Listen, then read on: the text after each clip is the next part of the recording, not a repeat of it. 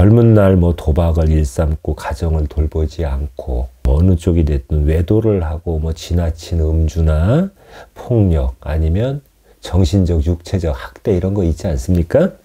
아니면 시댁 식구나 처가 식구한테 부당한 대우를 받았을 때 어떤 사랑 애정이 식어서 그런 것보다 현실적인 어떤 이런 부분에서 이혼들을 많이 합니다. 재혼한 부인 같은 경우에 오로지 목적이 돈 빼돌리고 그 돈 받아서 전 남편하고 낳은 애들 시집장가 보내고 돌봐주고 한미천 띄워주는 거에만 관심이 있는 거예요.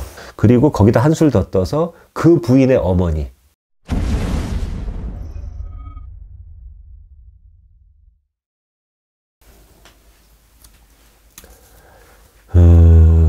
이번 주제는요, 무속과 관련이 없다고 할 수도 있겠지만 한편으로는 또 뭐 무속 행위와는 관련이 없다고 볼 수 있어도 상담 사례로는 엄청난 그 비중을 차지하는 사례 중에 하나 뽑아봤어요.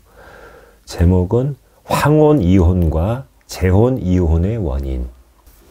먼저 황혼 이혼에 관해서 말씀을 드릴게요. 황혼 이혼이 뭔지 아시죠? 머리가 허옇게 셔가지고 젊은 날 싫든 좋든 살다가 나이 들어 뭐 50대, 60대에 자손들 다 출가시키고 그리고 노부부가 됐을 때 이혼하는 거를 황혼 이혼이라고 하죠. 석양에 해가 저물었을 때 그 황혼 아닙니까? 그래서 황혼 이혼을 이제 그렇게 정의 내릴 수 있는데 황혼 이혼 같은 경우도 이놈의 영감탱이 이놈의 마누라 하면서 와서 울면서 이혼 상담을 해요. 많이. 제가 가장 많은 상담의 비중을 차지하는 게 요즘 이혼 상담이라고 제가 전편에서도 말씀드렸죠. 그런데 이제 황혼 이혼 같은 경우는 전형적인 사례가 젊은 날 뭐 도박을 일삼고 가정을 돌보지 않고 어느 쪽이 됐든 외도를 하고 뭐 지나친 음주나 폭력 아니면 정신적 육체적 학대 이런 거 있지 않습니까? 아니면 시댁 식구나 처가 식구한테 가슴에 응어리질 만큼 부당한 대우를 받았을 때 그게 꽁꽁 뭉쳐지고 가슴에 응어리가 됐다가 이제 나이 들어서 애들 다 시집장가 보내놓고 이놈의 마누라 이놈의 영감하고 헤어진다 해갖고 황혼이혼들을 많이 하시더라고요. 그래서 제가 이 황혼이혼을 뭐 예를 들으려고 이 방송을 하는 게 아니고 느낀 게 그거예요. 자, 요즘 부잣집이 이혼한다고 그래도 위자료는 얼마 안 되는 거 아시죠? 아주 뭐 대한민국 유수의 재벌가가 아닌 다음엔 실무적으로 제가 무슨 가정법원 판사는 아닙니다만 하도 많은 이혼 상담을 하다 보니까 이제 그것까지 이제 빠삭하게 알게 되는데 2천에서 5천 사이예요. 위자료는 유책 배우자한테 받을 수 있는 위자료는. 근데 실질적으로 살아온 세월과 어떤 기여도가 있다 보니까 재산 분할이라는 게 훨씬 액수가 큽니다. 현실적으로. 그래서 설사 그 가정이 경제적으로는 부유해져 갖고 이혼을 할 때 상대방 한쪽에서 많은 재산 분할을 받는다고 칩시다. 돈도 사람이 먹고 살고 쓰려고 필요한 거 아니겠습니까? 여기서 한 가지 결론 내리고 싶은 게 하나 있어요. 한 살이라도 더 젊었을 때 삐딱한 상황이면 이혼하시라는 거예요. 늙어서 뭐 저도 늙고 다 늙잖아요.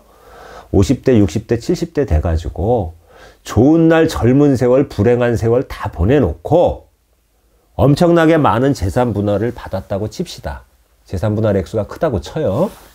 근데 나이 들어 몸이 다 늙으면 아무 소용이 없어요. 실례를 들을게요. 나이 드신 연세 드신 분들 뭐 먹는 것도 안 땡긴다고 그럽니다. 입맛도 예전 같지 않다고 그래요. 아무리 앞에 산의 진미가 있어도 맛을 덜 느끼고 못 먹고 소화 기능 약해져서.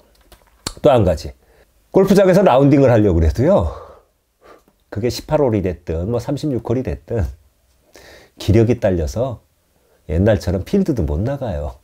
그리고 남북이 통일되어서 금강산을 자유롭게 간다고 치자고요. 그런다 하더라도 다리가 아파서요, 금강산 아무리 경치가 좋아도 산에 등산도 못 갑니다. 무슨 얘기인지 아십니까?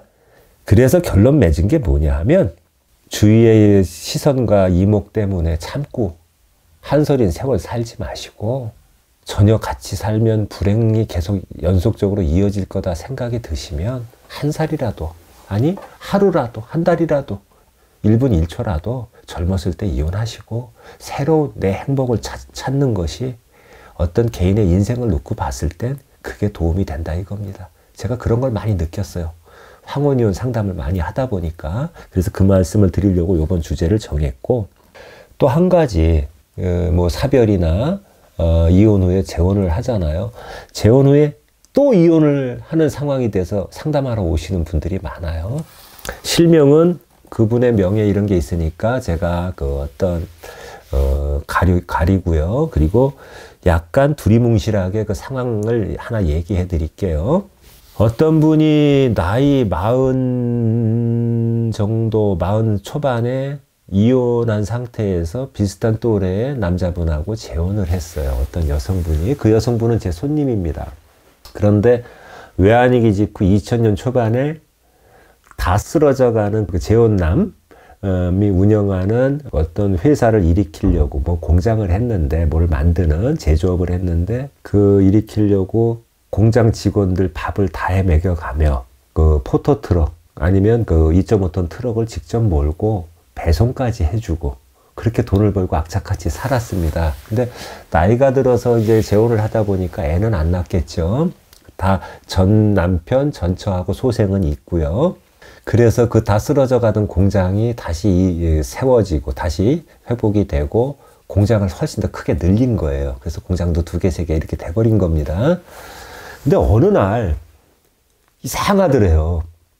집으로 날라오는 재산세 고지서가 어느 날부터 안 날라오더랍니다. 근데 여자의 직감은 강해요. 꼭 무당이 아니더라도. 싸한 생각이 들어서 알아보니까 그 공장이 자리 잡고 있는 1공장, 2공장, 3공장이 있을 거 아니에요. 알짜배기 땅에 자리 잡은 공장이 있을 거 아니에요. 약 한 30몇 억, 40억 되는 땅을 몰래 전 부인하고 낳은 아들한테 증여를 한 거예요. 무슨 얘기인지 아시죠? 근데 그걸 이룩한 거는 같이 이룩을 했단 말입니다. 없었던 거예요. 결혼했던 그 시점에서는. 그러면 어떻게 됩니까? 이거 그 상대방에서는 팔팔 뛸 얘기잖아요. 자기한테 은원 하나 없이. 그래서 증여 무효 소송을 냄과 동시에 이혼 소송이 들어가는 그런 경우를 봤어요.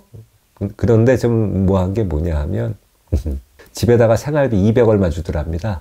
그리고 아껴 쓰라고. 그리고 그렇게 아껴 쓰고 궁색한 짓을 하면서 자기가 옛날에 낳은 아들한테는 몽땅은 아니지만 엄청난 걸 넘겨주고, 이제 그러다 보니까 배신감을 느껴서 이제 이혼 소송에 들어가 있는데, 이런 경우도 봤고, 그러니까 재혼 후 이혼하는 경우는 어떤 사랑 애정이 식어서 그런 것보다 현실적인 어떤 이런 부분에서 이혼들을 많이 합니다. 꼭 외도 같은 걸 안 한다 하더라도요.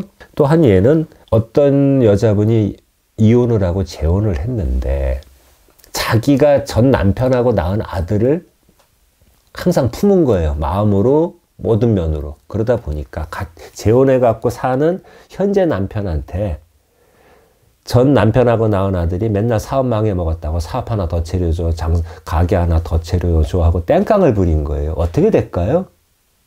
둘이는 사이는 좋았답니다. 그런데 그 전 남편하고 낳은 아들이 맨날 1억 주고 2억 주고 뭐 하면 한 서너 번, 4-5번 하면 그 사람도 지칠 거 아니에요. 재벌이 아닌 다음에 한계가 있고. 그래서 그 재혼한 가정도 다시 이혼으로 치달은 경우를 봤고요. 그리고 이건 아주 친한 제 손님의 경우인데, 남자 손님이에요. 첫 초혼은 아주 유교적인 전통에 사로잡힌 아버지 때문에 깨졌어요. 둘이 애정이 없어서도 아니고. 그러다 보니까 나이 한 40 이럴 때 깨졌기 때문에 재혼을 했겠죠. 그런데 이분이 호랑이가 2마리가 있어요, 사주에. 내가 그래서 그런 걸 보면서도 더 느꼈어요. 두 번째 부인을 만났는데 이 재혼한 부인 같은 경우에 오로지 목적이 돈 빼돌리고 그 돈 받아서 전 남편하고 낳은 애들 시집장가 보내고 돌봐주고 한미천 띄워주는 거에만 관심이 있는 거예요. 결혼 생활은 어떤 그 관심이 없고요. 그리고 거기다 한술 더 떠서 그 부인의 어머니, 그러니까 나중 장모죠. 원래 장모 말고. 이 남자분이 전 부인하고 낳은 자손한테 뭘 시집장가 보낼 때 혼수 하나 해줘도 팔팔 뛰고 못하게 말리고 돈 센다고. 무슨 얘기인지 아십니까? 그거는 안 해주면 안 되는 거잖아요. 무슨 혼자 몰래 뭐 엄청난 거를 갖다 증여해 주는 것도 아니고.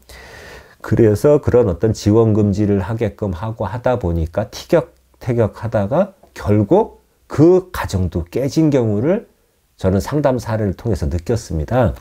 그래서 결론을 하나 맺을게요.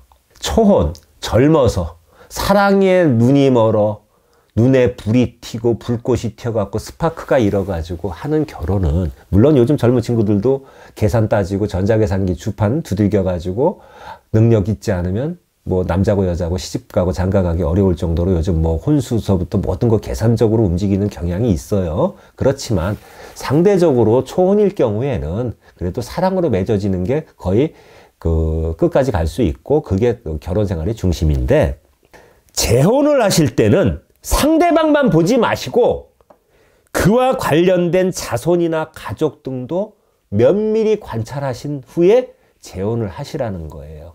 무슨 얘기인지 아십니까? 재혼 부부는 사랑만 갖고 못 살아요. 심수봉 씨의 노래 사랑밖엔 난 몰라라는 노래가 있지요. 초혼 부부는 그것도 가능합니다. 재혼 부부는요, 불임이라 애가 없는 부부 같으면 아싸리 편해요. 양쪽에 다 애가 없으면. 초혼 부부하고 비슷합니다. 근데 다 애들이 딸려 있을 거 아닙니까? 대부분은. 그로 인하여 깨지고 또 그 주변에 또 다른 가족들로 인하여 두 사람 사이의 애정에는 큰 문제가 없으나 그거로 인하여 갈라쓰는 경우가 대부분입니다. 그러니까 두서없이 말씀드린 거 들어주셔서 고맙습니다.